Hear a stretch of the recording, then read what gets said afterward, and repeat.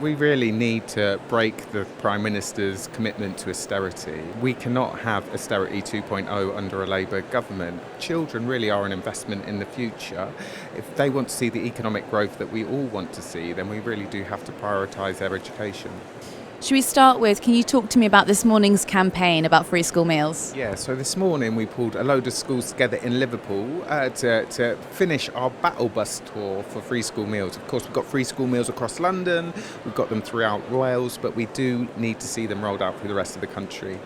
It's not fair, really, that the children of Liverpool don't have free school meals, yet the children in Camden, where the Prime Minister has his constituency, do. I mean, is that a levelling up issue? Do you think that's a north-south divide problem? I think really it's about priorities. In London you've got Sadiq Khan, who has prioritised investing in children. In Wales the Welsh Government have done the same, but we really need this Labour government to roll that out throughout the country now.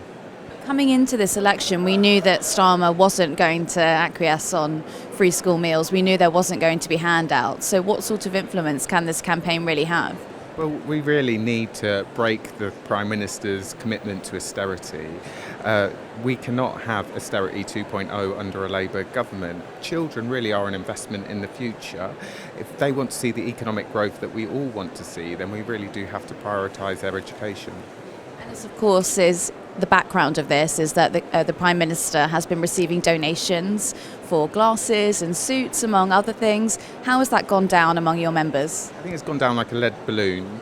Free gear Keir is what we're hearing, and we really do want to see him end this attack on working people and families. It's shameful that we've got pensioners who are having their winter fuel allowance removed. It's shameful that we're not seeing the removal of the two-child benefit cap. Meanwhile, he's in a box at the Arsenal. It just doesn't look good at all. Looking ahead to the autumn statement, are you worried that more cuts and austerity could hit schools? Oh God, absolutely. Over the past decade, we've seen school funding completely eroded.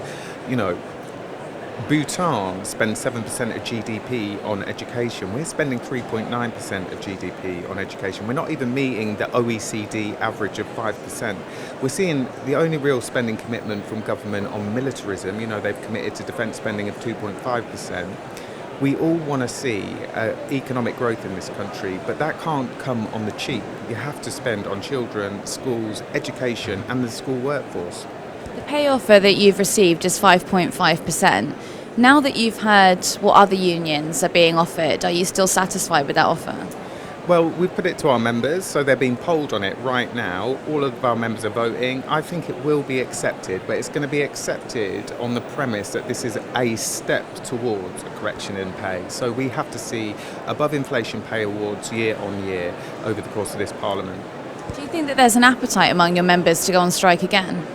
I think right now they are content with the 5.5%. It's an inflation plus pay award, but they do recognise that there's a very deep recruitment and retention crisis, and also they're not happy about the fact that a Scottish teacher earns about £7,000 a year more than them in England. So there does have to be some levelling up. Is there still value in being in a union? Oh, without a doubt. I mean, where's the pressure on this government going to come from? Clearly, Keir Starmer has a very strict regime in his own political party where there can't be much pressure placed on him. It really does have to come from the outside, and that means active, assertive trade unions making the case for working people. Are you able to make that case? I mean, what's your relationship like with the Cabinet at the moment? So we have a very good relationship with the Secretary of State for Education. I mean, she's a breath of fresh air when you compare her to Gillian Keegan.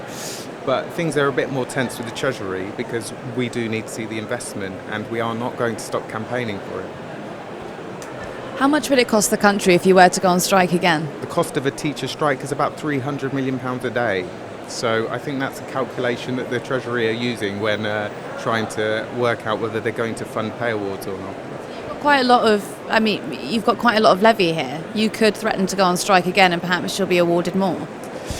I think strike action is the last thing any teacher or school staff member wants to do or engage in. But of course it is a last resort when you have a government that don't listen. But, the signals at the moment from this government on issues regarding education they are listening. The problem is when we come to money. classrooms a big issue still? You haven't had any more funding for classrooms. You haven't had any extra teachers. We haven't had any teaching assistants awarded. Is that a concern? Yeah, so we're going to all be paying very close attention to the autumn statement, and I'm sure should there not be enough funding provision, there'll be a lot of noise made across the profession.